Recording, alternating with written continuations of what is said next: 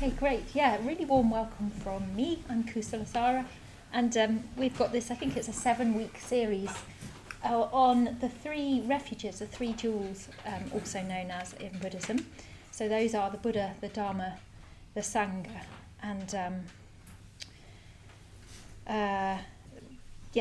in previous weeks on Dharma Night we've looked at the figure of the Buddha as a refuge, and we've looked at the figure of the qualities of the Dharma as a refuge, and tonight we look at the Sangha, the spiritual community, and explore why that might be a refuge. So I'm just going to say something about these two terms. So sometimes they're called the 3 jewels, and sometimes they're called the 3 refuges. And I'll say something about that. We'll also this evening be doing a little bit of discussion. We'll also be doing some meditation, and some ritual. So it's everything tonight. So yes, the Buddha, the sort of exemplar, the ideal of enlightenment, the Dharma, his teaching, and the Sangha, the spiritual community that aligns itself with his teaching. Those are the 3 jewels of Buddhism. And when we think of jewels, we think of something we want to protect, something we cherish, something of beauty, something that we admire, might hold up to the light, something that we treasure. So this is the 3 jewels, that what Buddhists really, really treasure. The only adornment of value. And it's interesting, often when you look at some Buddhist figures, especially the archetypal figures, are very youthful and they're adorned with jewels, and those jewels are the jewel that those represent really not treasure, not worldly treasure, but the value of the Dharma. So that's one way of thinking about the Buddha, the Dharma, the Sangha, and then how we're exploring it in this series are the 3 refuges. So a refuge in Sanskrit and Pali is sarana. So you might hear that word sometimes. Means literally means refuge, a place of refuge, somewhere that we seek. So somebody who goes to the refuge to the 3 jewels is someone who commits themselves to relying on the 3 jewels. So the Buddha, for example, or his teaching, or the community. Relying on that rather than relying on something else, something that will only produce more craving or distress. So the 3 jewels is what one as a Buddhist commits oneself to, and those levels of commitment. There are levels of commitment. So that's something that in any practitioner one finds oneself at, sort of committing more and more as you go along. And some of you will be familiar with the refuges and precepts. So even if you've never been to the London Buddhist Centre, but you've been to a Buddhist country, if you've been to a Buddhist country, you'll have heard the refuges and precepts being chanted. I think different countries, different cultures have sort of different intonations with it, but it's something that's chanted all over the Buddhist world and has been chanted for hundreds of years since the Buddha's time. So the refuges and precepts are just some quite simple lines about that sense of commitment, and they're in Pali, which is the language of the earliest Buddhist texts. So that's the refuges, and then so there's a chant. The part of the chant is around the refuges, the 3 jewels, and part of it is on the precept. So I was saying about committing oneself, and really a committed Buddhist isn't someone who's got like all the Buddhist books, really snazzy meditation gear. I do remember I went along to first started practicing in Norwich Buddhist Centre. And there was a guy who came along for, I don't know, about 4 weeks or something. And immediately he had like a mala. I was like, I don't know really what a mala is. He had a candle snuffer. Like he bought everything from the shop. And then he met a girl, and then he never came to the Buddhist Centre again. And I'm sure he's very happy. So So the Buddhist doesn't necessarily have all the cool things, Buddhist things. Buddhist is someone who acts according to Buddhist values, and that's the precept. So that's we have the values are kind of codified in the language of the precepts, training principles of moral, decent behaviour. And so going for refuge to the three jewels means that you'll practice the precepts, that you're really, really intending to live a life, a sort of purer life, a more honest life, a more communicative life, a more connected life. Our ethics are very much in relation to others and how we treat ourselves. So that's just a little bit about the three jewels and the refuges and precepts. And I thought actually for the rest of this series, what we can do is chant the refuges and precepts together. So we'll do this. I'll say a line and then you'll respond. So if you've never done it before, just join in as best you can. You'll be chanting Pali. You'll be joining in with Buddhists all around the world, and many of you will be familiar with it. So we'll start with that now. We'll chant the refuges and precepts.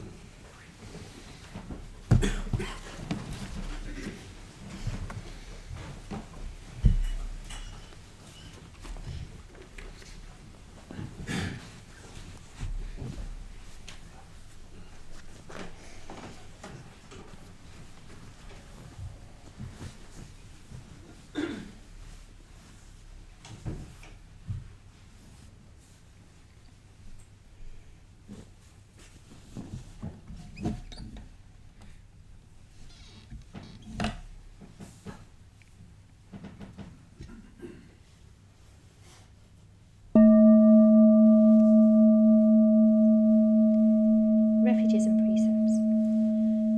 Namo tassa. Namo tassa. Bhagavato arahato. Bhagavato arahato. Samma sambuddhassa. Samma sambuddhassa. Namo tassa. Namo tassa. Bhagavato arahato. Bhagavato arahato. Samma sambuddhassa. Samma sambuddhassa. Namo tassa. Namo tassa. Bhagavato arahato. Bhagavato arahato. Samma sambuddhassa. Samma sambuddhassa. Buddhang saranang gacchami.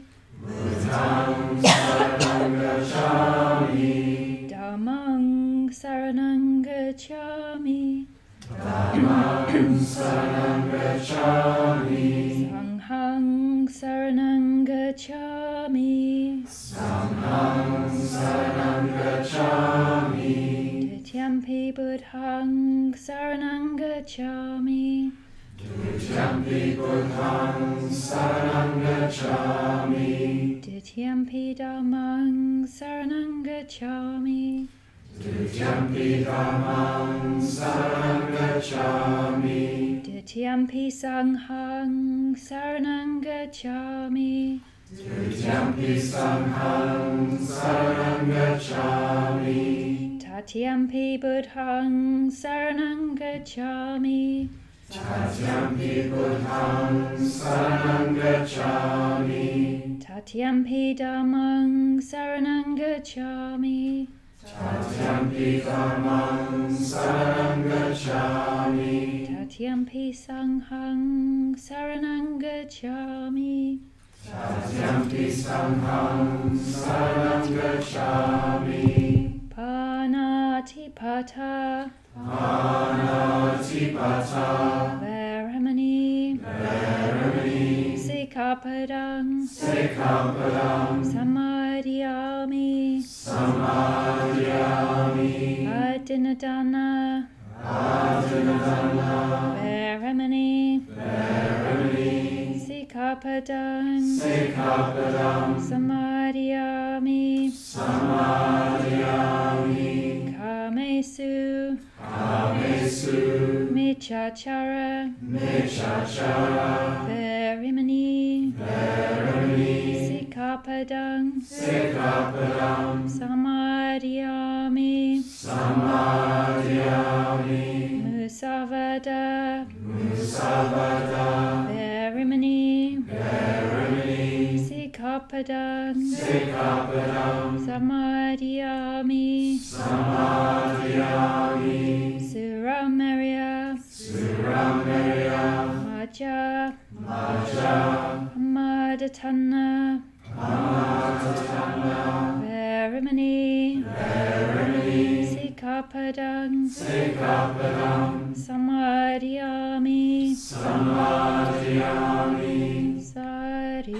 Sadhu, Sadhu.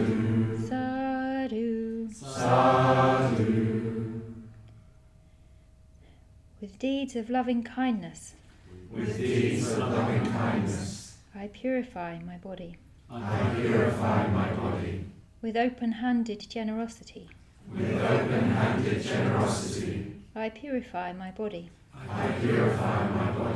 With stillness, simplicity, and contentment,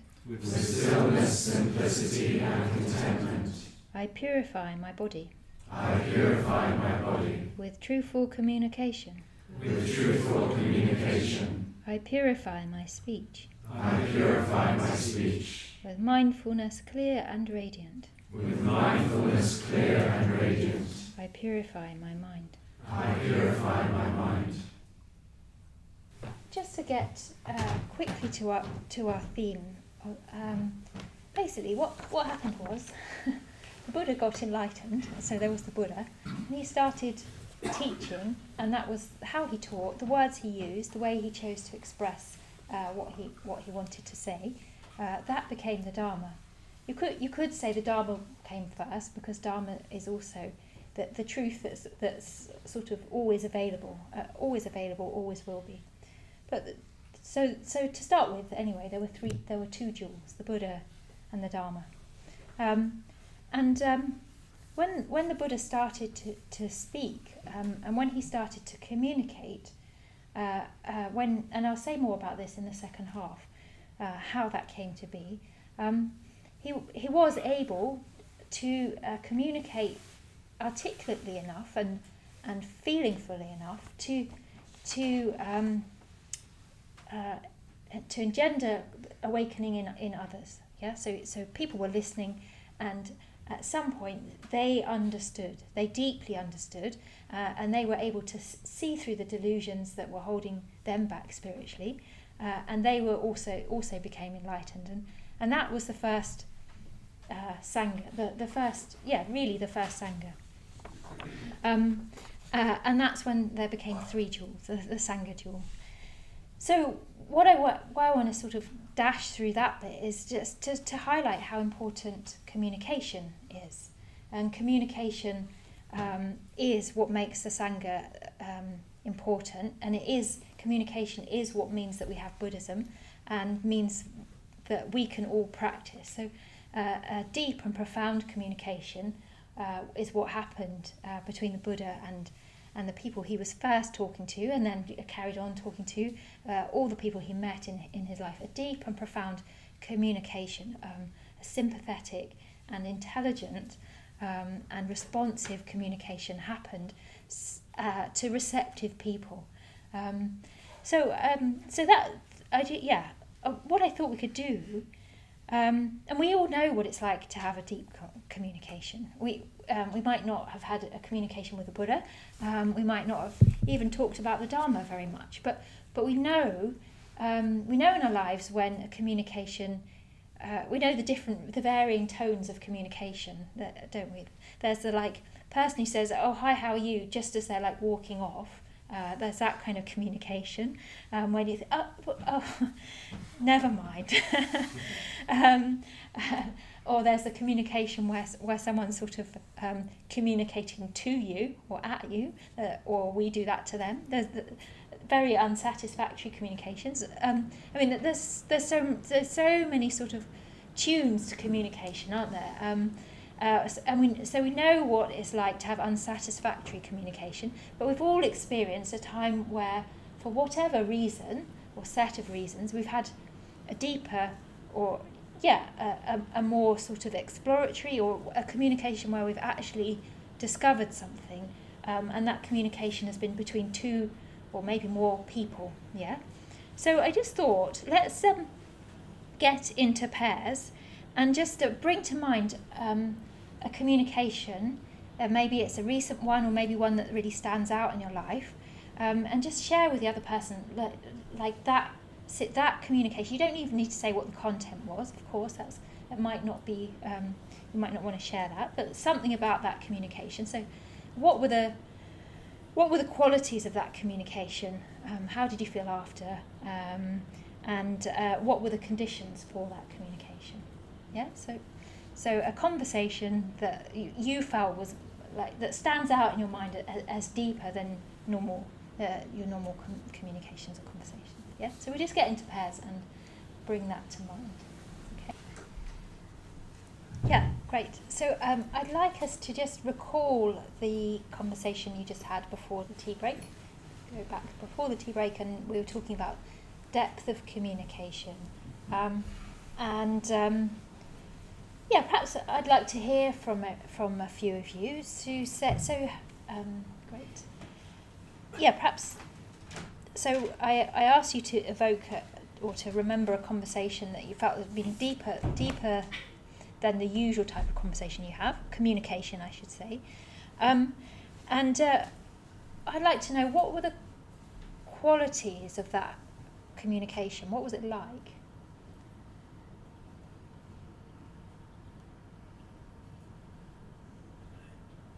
Yeah, Oliver. I felt there was a sense of being heard. Uh-huh. of a person listening without something already to say.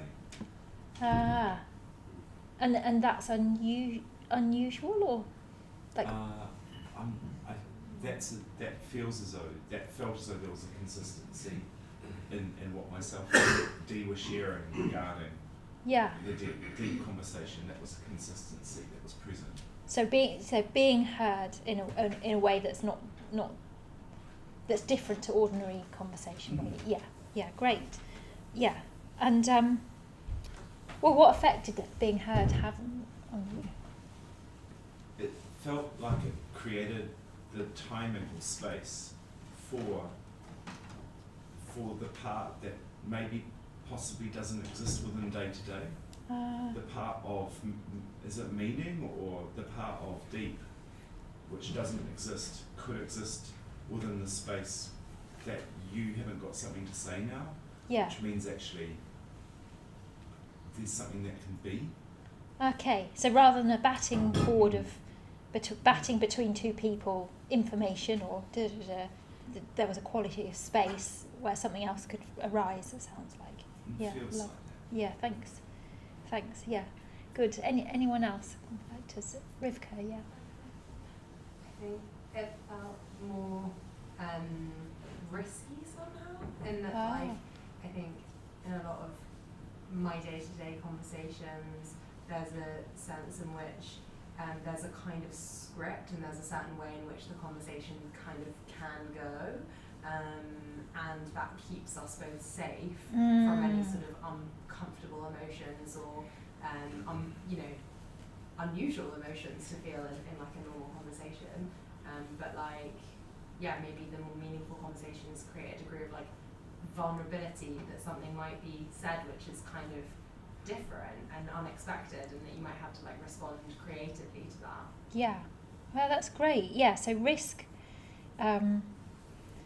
vulnerability, and I like what I'm getting from you is that you're in that sort of conversation, you're inviting things in that might be unscripted. You're inviting in the unknown a bit, aren't you? Yeah, lovely. Anyone else want to say something?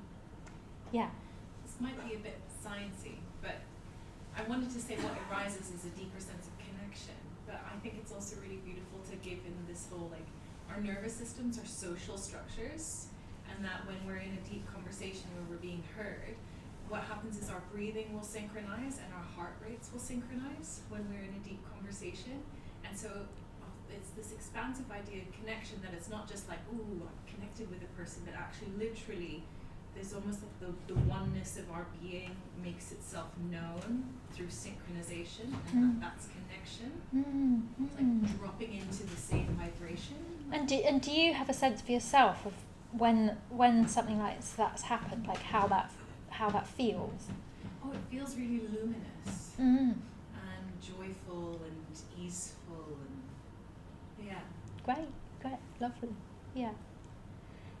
Thank you. Thanks for that. Yeah. Anyone else? Yeah. We actually noticed, we talked about something very similar, was that when we do the yoga, when we've been on yoga retreat for the LBC or prior to the class, we talk very deeply after the class as well. Mm-hmm. So that sort of synchronization, I feel like it's almost designed into that, and it has that effect. It's just somehow very easy to connect after doing yoga, but I'm sure it's the same with mutual like work as well. Lumberjacks all chop in together. I'm sure they have a good conversation. I bet they do. Oh, yeah. There's a term for that. It's called collective effervescence. Did you have your hand up, Steven? Or did? Yeah, I was going to say that sort of in line with this, but it feels like time slows down, or there's a timeless quality to it, where even in a day where things might be otherwise feeling quite sort of this thing after that thing, when getting to some good communication, you slightly forget about that. It's the space opens up around it. Yes, and when time changes, it does. It's an indicator, isn't it? That something of a slightly different order is going on. Yeah, thanks for that. What were the conditions for the deeper conversations? Like, I like what you just said. You said yoga, or doing something together. What were some of the other conditions for your deeper conversations? Yeah. This is what we talked about, but I find that initiating those deeper conversations often takes one person to kind of allow it, like they have to kind of offer something that's a little bit more vulnerable than the normal kind of level of conversation, and then it kind of goes down into that deeper level. So it's almost something courageous, just to change the tone slightly. Yeah, great. Anything else?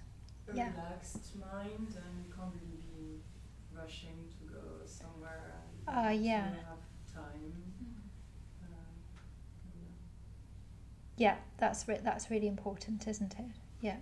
Yeah, like, and that helps you to just be present, not being half in the future of whatever's next. Yeah. Any other conditions? Yeah. I think conversations between two people, it would depend on their past.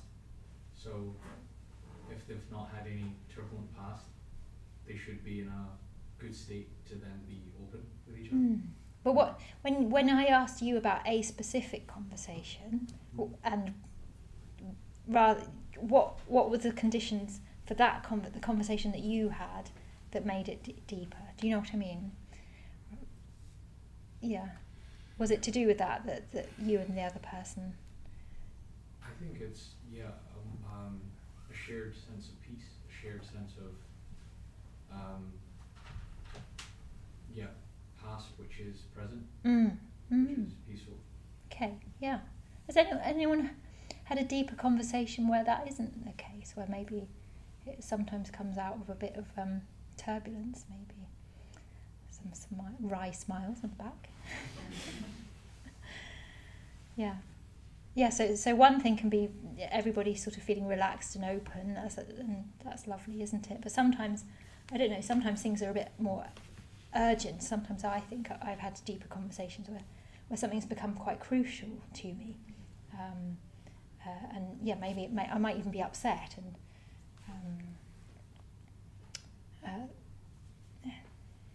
a sort of a desperation to kind of change something, or change the relationship or something. So that can also happen. Okay. Well, yeah. So I started with talking about the Buddha. I'm just going to say a little bit more about him and the first sort of collection of Sangha. So a few things happened. One, after the Buddha's enlightenment, he thought, this is hard to communicate. This, I don't even want to use the word experience. This new kind of this new revelatory experience of consciousness is hard to communicate. And he had a series of visionary experiences that helped him to have the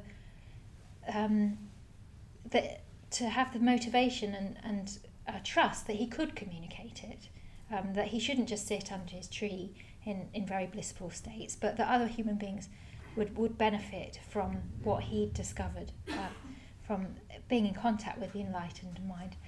And so he set about wondering, and wondered about who he should talk to, who would appreciate it. And he remembered his previous two teachers, his two meditation teachers, who were very inspired. They weren't enlightened, but they were inspired practitioners.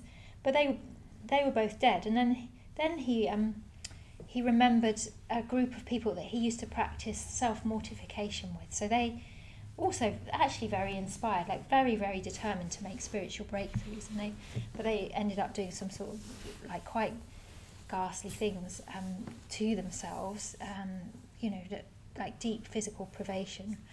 And so he remembered them, and he thought, okay, these guys. But what had happened previously is that he'd turned away from those practices, realising they weren't going anywhere, and his friends had got disgusted with him. So he, nevertheless, even though they'd been like, oh, he's just like living in luxury with his like half a bowl of rice a day. He's not even, I don't know, he's not even like deliberately making his body painful. What kind of practitioner is he? So that had happened, and but nevertheless, his mind turned towards community, already. So that happened, and he set out looking for these guys. On the way, he bumped into a couple of people, a couple of travelling merchants, and they were really taken with his demeanour. And actually, they became his first disciples, but we never hear about them again. They travelled on. So they didn't become enlightened, but they were his lay disciples, and they said, actually, you are our teacher. We'll go for refuge to you. So that happened. But the real communication came when he went up to his previous gang of practitioners, and they saw him in the distance. They were like, here he comes. We know, like, he's bad news kind of thing. Like, he's not real. It's probably a bit more subtle than that, isn't it? It's probably a bit more like, oh, he's not really one of us. We're doing the real thing. He's not one of us. So let's just group together and like keep him out. But as he came closer, they couldn't help like stand up and like put him a seat out. It was like almost despite themselves, they invited him in, and because of course that they were sensitive practitioners. They, whether their methods were helpful or not, they were sensitive practitioners, and they could see. And he said to them, like, have you ever seen me like this before? And they had to admit that they hadn't. His demeanour, the way he was moving, everything about him, they recognised that he had something that could be offered to them. And so this was the first Sangha. They sat and talked, and who knows how much he said, and who knows how long it took, and whether he talked quickly or slowly, or whether they had rest, all of that we can sort of just imagine. But what happened was, like, the deepest communication that I can sort of imagine actually is an unenlightened mind being communicated to by an enlightened mind. When you think how hard it is for minds that are sort of similar to communicate, but this is a different kind of consciousness communicating something of uplift to an unenlightened mind. So this is very, very powerful moment. It's like sort of one of the moment. It could even be the moment of Buddhist history. Is when the first disciple he hears the Buddha, he reflects, and then he understands, and that means that the Dharma can be passed on, and that's the start of a spiritual community. A spiritual community is when people can communicate based on spiritual values. I just wanted to sort of, for us to dwell on that quality of communication, and even just how so much of Buddhist life is about communication, and it's so difficult, isn't it? It's like those moments of a deeper conversation, a deeper communication, they don't happen all the time, every day, the ones we've just been evoking. Hopefully they happen more and more as we keep practicing. But there's so much in the way, so much sort of our own defensiveness, our own sort of unsurety or brashness, like all sorts of things, different cultural conditioning, family conditioning, all sort of means that communication. I like what Rivka evoked. Communication can be more like a way of sort of going, okay, everything's all right. Everything's all right. You know, just making sure that's happening, rather than going like, who are you? Who are you? Who am I? Those are the real questions, aren't they? Like, who are we and what's possible? And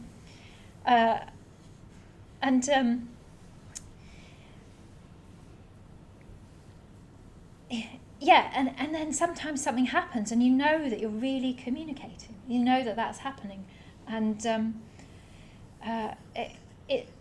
it's really different. I'm dithering because I don't know whether to say this or not, but I was watching recently this like a little video of an octopus, and and they're amazing. I mean, I haven't even watched it, My Octopus Teacher, but you probably have watched it. Anyway, but what's particularly amazing about octopuses is that they couldn't be more different in terms of creature, like how a creature operates and etc. Like they couldn't be more different really, and yet they seem to want to communicate with human beings. And you know, they've got 3 hearts, they've got a brain in each foot apparently, something to do with their gut and their brain is this. Anyway, and then they've got blue blood. And 8 arms, and yet in this video, like, and they can recognise human beings, and you can build a relationship with an octopus.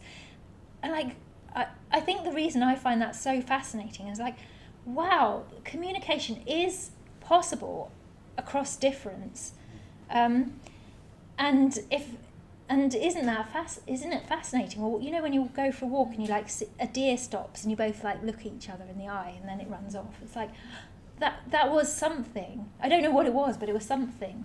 And I think sort of evoking that sort of mysteriousness and it does happen. It's helpful when thinking about a spiritual teacher, an enlightened being, saying, I've got something new and it's reshaped me. Actually, I am completely reshaped by this. Can I pass this on? Can we communicate across this massive gap? How do we do it? And then that sort of like sliver of electricity, and it happens. And that's what the Sangha is built on. That kind of communication. And in Buddhism, there's 2 ways of thinking about Sangha. So there's the Sangha, the Arya Sangha, the enlightened Sangha. So this is the first disciple gets he becomes awakened. He's talking to the Buddha, and then one by one. The 5 others, it happens. And then there's another incident. A boy runs away from a party and he hates the party. He finds the Buddha in the jungle. He becomes enlightened. His friends will come looking for him. They will become enlightened. The Sangha it grows and grows, and it's that communication across a void. And then another exciting part is when one of the Buddha's disciples is able to communicate the Dharma. So then generationally it starts to happen. It doesn't have to be the Buddha. It can be his disciples. His disciples' disciples can become enlightened. And that's the Arya Sangha. Arya means noble, the noble ones. And in terms of becoming a refuge, that's someone who you can really, really rely on, because they're completely free of delusion. They're not concerned with selfish gains from a communication with you. They're not concerned with your communication being slightly ego boosting or I don't know, in terms of exchange or anything like that. They're only solely there to communicate deeply in the way that we've just been talking about. So that's where we start. This is where the idea of the Sangha as a refuge can be seen in a way, that people can rely on this quality of communication, and that the Dharma can be passed on person to person. We also talk about Sangha, we talk about the LBC Sangha, so that's people who come to the Buddhist Centre. Anyone who comes to the Buddhist Centre, I'm afraid you might get included in the term Sangha. You might, or we might think our Sangha is Triratna Buddhist movement, or it sort of, we use it more loosely with a small s in terms of community, and it's also the way we practice. It's how you and I relate to each other. It's how we go about our business in the Buddhist community. It's how friendships are built. All of that is the practice of Sangha. So in terms of like what's a true refuge, what can we rely on? We can rely on the lineage. We can rely on the Buddha's disciples, and we might not meet them, the awakened ones. We can learn from them for sure. We can often they've written things, and we can read about their lives. It's always really inspiring reading about Buddhist lives. But there's another way of taking refuge in the Sangha, and it's subtle, because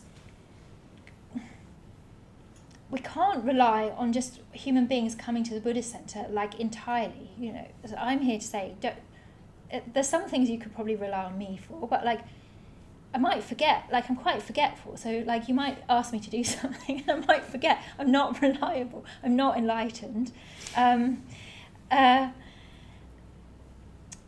Or I might be in a bad mood or something, or say the wrong thing. Like I might tread on someone's toes. All of this. So there's something about how can we throw ourselves into the Sangha, the LBC Sangha, or the retreat Sangha, or anything, when people aren't perfect and they might let us down.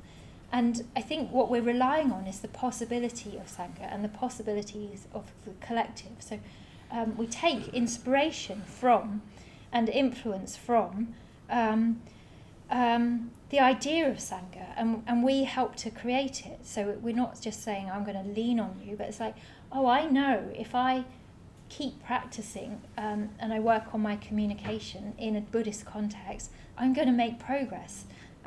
It won't be a straight line of progress, but it will be progress. Does that make sense? So we take refuge in the collective endeavour, and that Buddhism can't possibly be Buddhism without this quality of collective practice. We're often trying to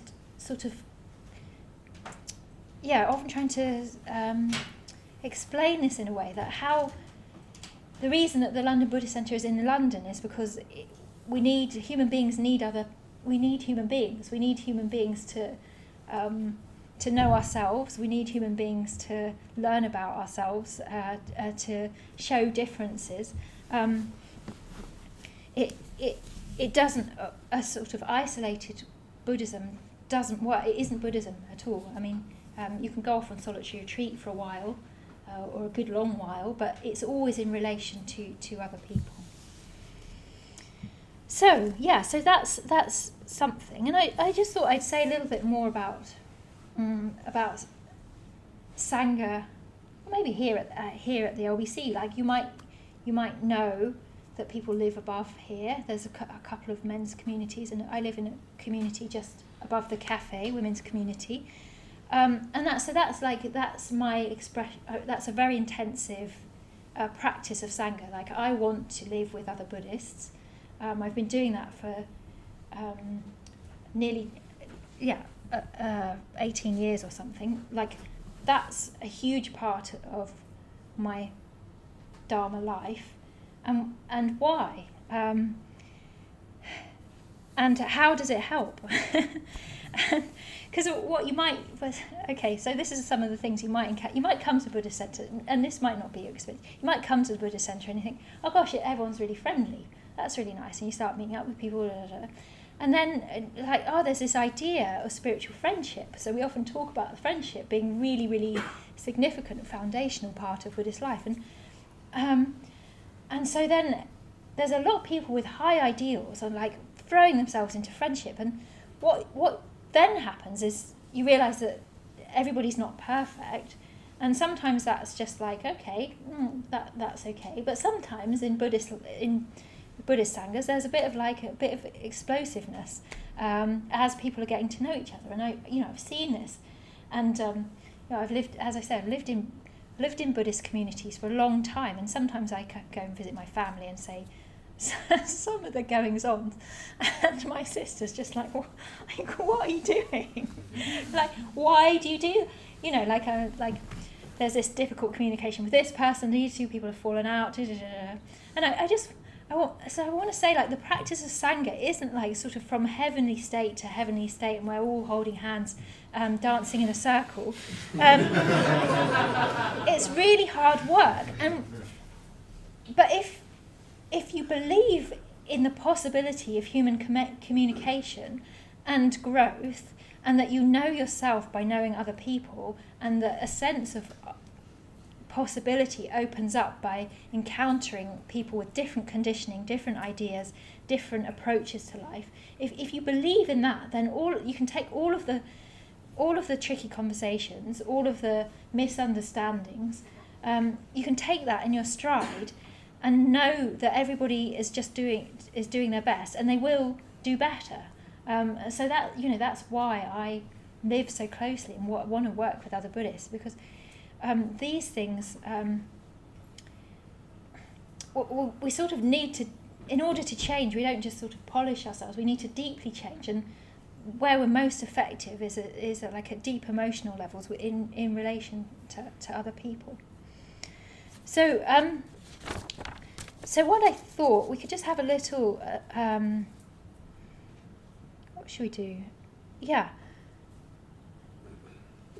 Let's get into pairs again, and you might like to get into different pairs, and just briefly share, like, has conflict or difficulty between you and someone else ever led to growth? Have you managed to learn from a clash? Yeah. Okay, great. Okay, so perhaps could someone just share something of what you just talked about? So was there a sense of growing through conflict? Has that happened to start with? You can just nod, it's safe. Or shake your heads. Has that never happened? Okay. Yeah. How to make it an easier question? Yeah. Well, what do you think might have been gained from having that conflict without having to go into details? What do you think the process of learning was? Yeah, I think it's almost like you acknowledge that you care about that connection enough to kind of go to that scary, vulnerable place. I had this with a new friend the other day, or a friend I've had for a couple of years, and we had our first difficult scenario that was kind of scary to navigate, because it's like, oh, is this friendship going to make it? and then it did, and I think we're like stronger for it or something. That's lovely, isn't it? Like caring enough to actually go there with the person, because the other option is just sort of quietly sort of disappear from that person's life, isn't it? I'm sure we've all done that as well, but and then there's trust afterwards that can be that can happen again. Anyone else got something to add to that? I felt. And then that.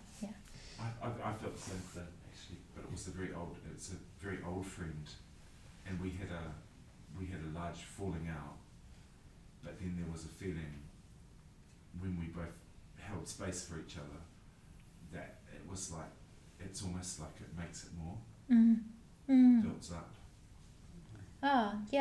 There's a sort of accumulative. But the feeling of losing that friendship was very potential. It was very possible. It was a real situation of potentially losing that friendship, which would have been deeply unfortunate. Just to use that word as extremely as you can. Thanks. Thank you. Over there. My partner and I had a baby about 10 months ago. There's nothing like having a baby to create opportunities for difference of opinion. And it's been amazing in the moments of conflict, because really, below the surface, it's always come back to what's the fundamental value that feels at risk or threatened here by what's going on. And if we can connect with each other, that underlying place, then a kind of deeper understanding, compassion, and a kind of something opens and says, okay, how can we meet each other in the middle on this, or find a way with each other? So it's illuminated something new that has itself been something to be grateful for.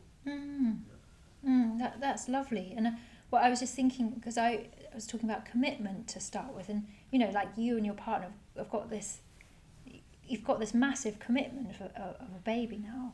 So the motivation to work things through must be, it's sort of crucial, isn't it, as well, as well as like both of you trying and being prepared to go deeper into what's behind the difference of opinion.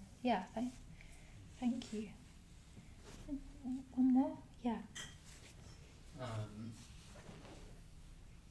think it can be very difficult if there's deep-seated resentment in between you and somebody else to, like I was listening to what you guys were saying, what you were saying about the kind of grander moral side of the kind of feeling that you go through. When that resentment is there, you don't really feel like you have a reason to kind of reach out to somebody and kind of see something from their perspective if they've hurt you so much for so long, for example. But that kind of letting go of that and allowing yourself to kind of hover over the situation and see from both kind of sides gave me a lot of freedom. Yes. Kind of let go of my ego and kind of just go, I understand. I understand your side. I think that's really profound what you just said, because also if we aren't prepared to do that, then we keep allowing that person to have hurt us. That hurt continues and augments, doesn't it? If we keep holding resentment, the damage that person has done or that situation has created, that just keeps growing. So actually we have to, if we want freedom, we have to, like you say, hover over, like be prepared to look over the fence into someone else's mind and conditions. Thank you. Thanks for that.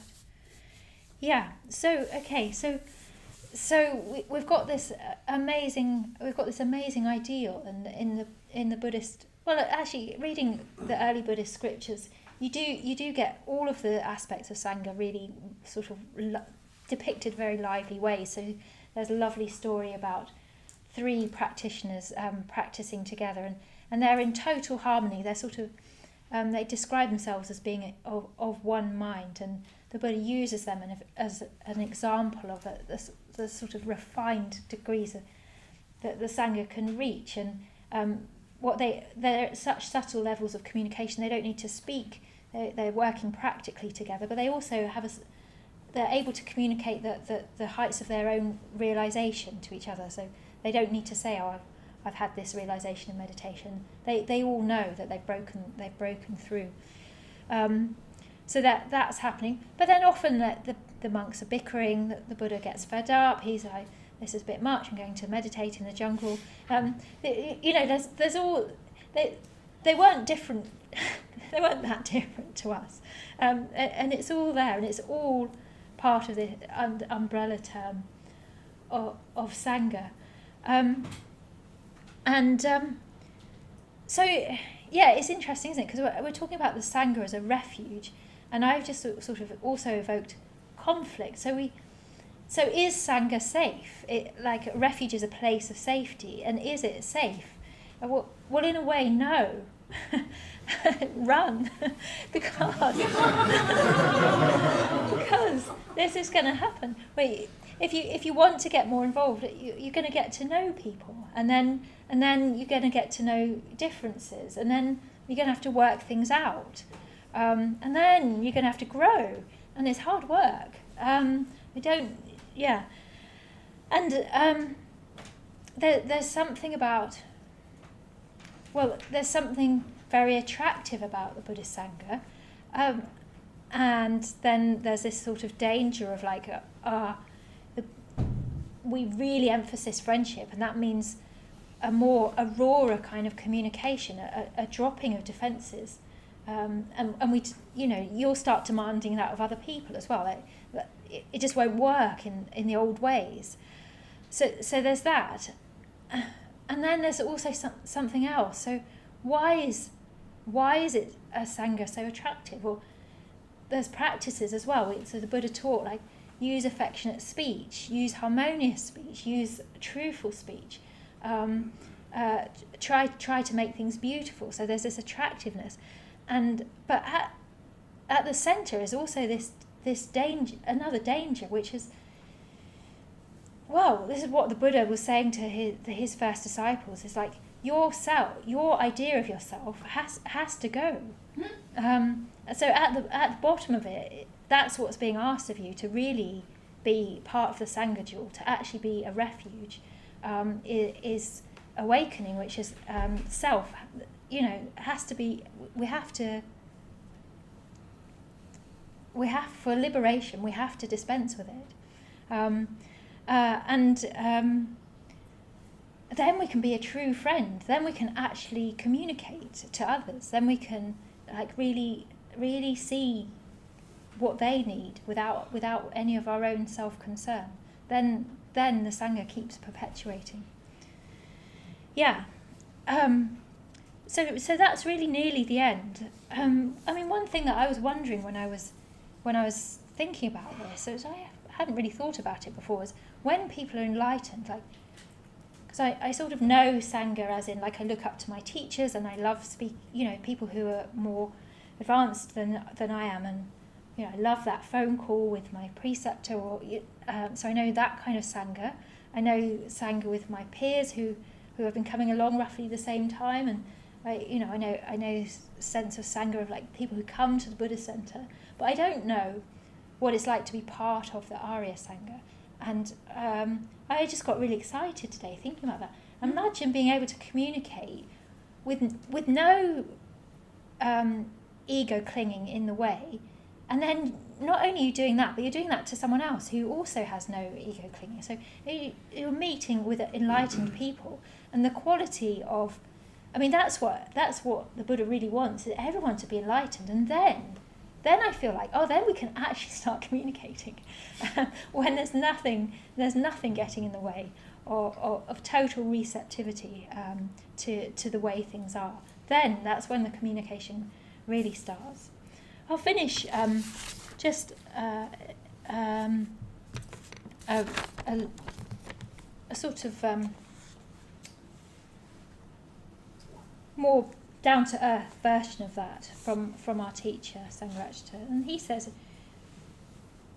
it's not enough to have a distant idea of enlightenment, the theory of the Buddha's teaching, or a Buddhist organisation. There is no future for Buddhism without a truly united and committed spiritual community dedicated to practicing together. And when Buddhists do come together in the true spirit of the Sangha, then there is the possibility of inhabiting, for a while at least, the Dharmadhatu, the realm of the Dharma. In this realm, all we do is practice the Dharma. All we talk about is the Dharma. And when we are still and silent, we enjoy the Dharma in stillness and silence together. The clouds of stress and anxiety that so often hang over mundane life are dispersed, and the fountains of inspiration within our hearts are renewed.